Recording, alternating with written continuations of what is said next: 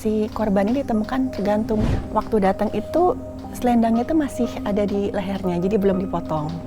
Tiba-tiba ada satu alat itu di atas meja otopsi itu jatuh. Kedengaran lagi suara orang, dokter tolong dok, dokter tolong gitu. Jadi dia ada dari tadi di sebelah sana, apa ya, sedih, sakit gitu. Terima kasih dokter Stephanie.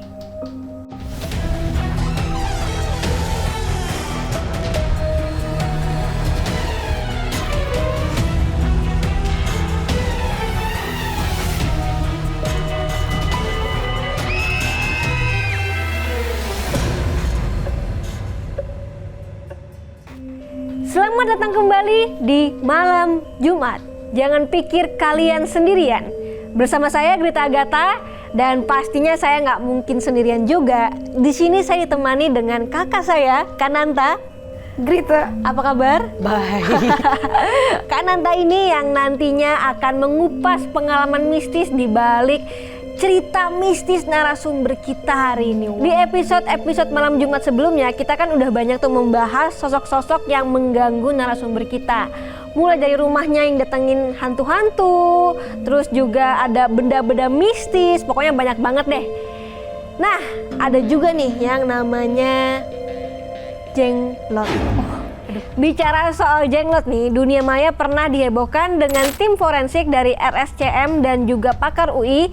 Mereka itu pernah menguji jenglot melalui sinar X. Hasil dari tim forensik RSCM menyebutkan jenglot yang diteliti saat itu tidak memiliki struktur tulang seperti manusia ataupun hewan. Hanya saja menemukan sebuah struktur yang menyerupai penyangga kepala hingga badan. Struktur tersebut berbeda dari struktur manusia.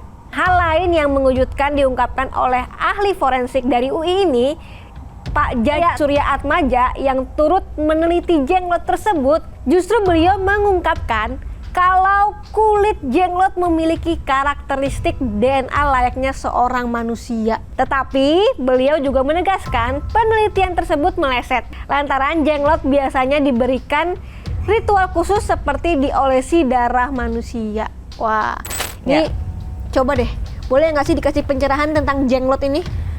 Jenglot itu sebenarnya ada dua kepercayaan sih setahu aku ya, karena memang kepercayaan orang-orang zaman dulu kerajaan. Jenglot itu dipercaya adalah manusia yang sebelumnya tuh punya ilmu yang tinggi sekali sampai akhirnya dia menyusut kecil, jadilah bentuknya jenglot. Tapi sejauh ini yang aku tahu jenglot itu adalah tetap boneka yang dipakai untuk ritual gaib kayak guna-guna, santet dan lain-lain. Jadi kalau misalkan kayak yang tadi dibilang ya ternyata bukan, ya memang setahu aku ya emang bukan gitu loh. Tapi digunakan untuk hal-hal ritual-ritual seperti itu iya. Oke, jangan coba-coba ya guys ya. Oke, tapi kalau kita bicara tentang ahli forensik nih, malam Jumat kali ini kita telah mengundang seorang dokter forensik perempuan yang pernah mengalami kejadian mistis saat mengautopsi jenazah. Dari korban bunuh diri yang mendatangi beliau, sampai seorang anak kecil yang meninggal karena dijadikan tumbal. Wah, kalau lihat tumbal-tumbal ini udah serem banget nih. Langsung aja kita undang Dokter Stephanie. Sehat dok? Alhamdulillah sehat. Oke. Sebelum aku mau tanya nih cerita tentang mistisnya nih, aku pengen tahu kenapa ya memilih dokter forensik? Karena waktu saya mulai koas, itu kan saya di beberapa bagian. Iya. Kalau forensik itu kan kita jadi suara bagi mereka yang nggak lagi bisa bicara. Jadi karena kita menangani jenazah, itu justru kita harus pintar-pintar gitu meriksanya. Gimana supaya jenazah itu bisa bicara gitu, tidak petik ya ke kita. Selain itu, saya juga pernah punya pengalaman pribadi. Jadi adalah salah satu sahabat saya, teman baik, itu meninggal. Dan meninggalnya itu awal-awal ditutupin gitu, dibilangnya sakit. Tapi belakangan akhirnya saya tahu kalau dia tuh meninggalnya dibunuh orang. Dan kasusnya nggak berlanjut. Jadi itu salah satu yang motivasi saya motivasi untuk memberikan keadilan bagi mereka yang udah lagi nggak bisa bicara. Wih, mantap. Motivasi yang sangat baik. Karena dokter sudah datang nih ke malam Jumat, Berarti udah tahu dong. Ya. Kita semua nih butuh cerita-cerita mistis, apalagi dari dokter forensik ya, yang setiap hari berhubungannya dengan jenazah gitu kan ya. Kalau nggak salah ada laki-laki yang bunuh diri ya, katanya datang ke mimpi dokter. Ya, itu salah satu yang nyoba komunikasinya ke saya itu cukup kuat waktu itu. Jadi emang saya tuh nggak punya kelebihan, cuman kadang-kadang kalau merekanya frekuensinya kuat, terus sama ketangkep, itu ya kadang-kadang saya ngelihat, saya dengar, saya ngerasa. Jadi waktu itu saya kedatangan jenazah, dia ditemukan di kamar kos-kosan, itu gara-gara temennya curiga gitu, kok ini udah berapa lama anak ini nggak dihubungin, nggak bisa. Pas didobrak masuk ke dalam gitu, si korban ini ditemukan tergantung di kamar mandi, kan ada teralis, di situ dia gantung diri, katanya sih pakai selendang gitu. Nah, akhirnya sama warga dipanggilkan polisi, dibantu, terus diturunkan, akhirnya dibawa ke rumah sakit. Nah waktu itu dari keterangan polisinya kan saya tanya dulu nih keterangannya gimana. Katanya polisinya setelah wawancara sekilas dari teman-temannya, si anak ini tuh meninggal gara-gara ada masalah sama calon istrinya gitu. Terus masalahnya gimana, pokoknya udah mau nikah tapi nggak jadi gitu.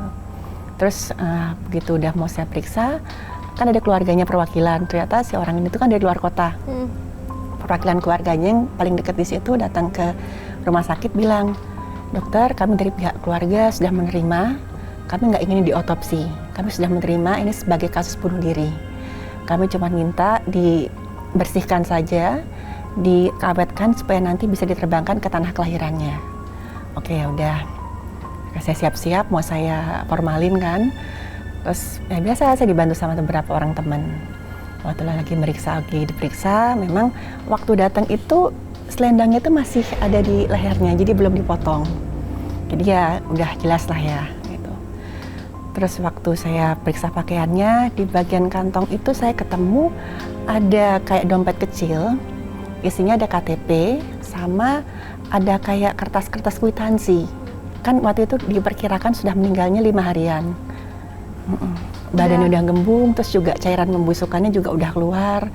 Jadi yang namanya baju, celana, terus yang dompetnya itu juga udah kena cairan membusukan semua. Gitu. Jadi yang saya lihat di kertas-kertasnya itu kayak kwitansi sebenarnya, kelipat gitu, tapi ada logo salah satu perusahaan pegadaian. Gitu.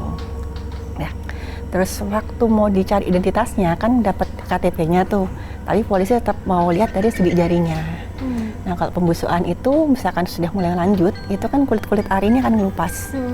Waktu mau diambil sidik jarinya itu nggak bisa-bisa karena udah kulit ari yang ngelupas itu, jadi susah. Akhirnya karena ukuran tangan saya itu yang paling mirip dengan ukuran tangan korban, sama polisinya pelan-pelan dilepas gitu. Terus saya pakai sarung tangan 2 lapis, terus dipasangin kulit arinya di sini, lalu baru bisa dapat sidik jarinya.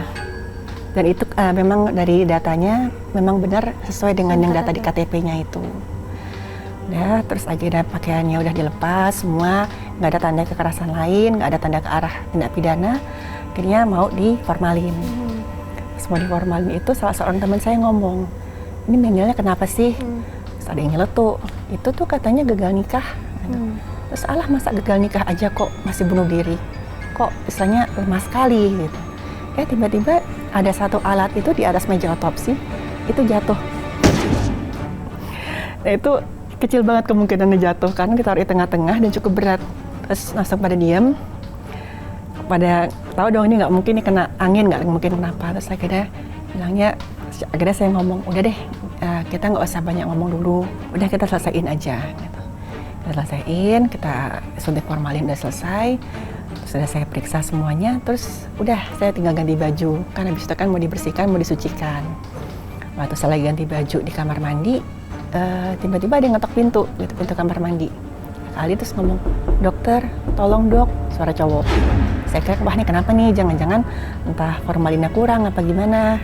Saya buru-buru pakai baju periksa lagi, saya keluar, kok nggak ada orang.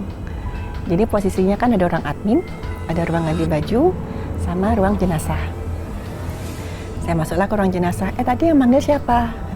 Yang ngetok-ngetok siapa, ada apa? Loh nggak ada dok, gitu. Nggak ada yang ngetok-ngetok, kami semua di sini lagi proses pengapanan. Terus saya tahu lah, mungkin ada yang mau coba untuk komunikasi.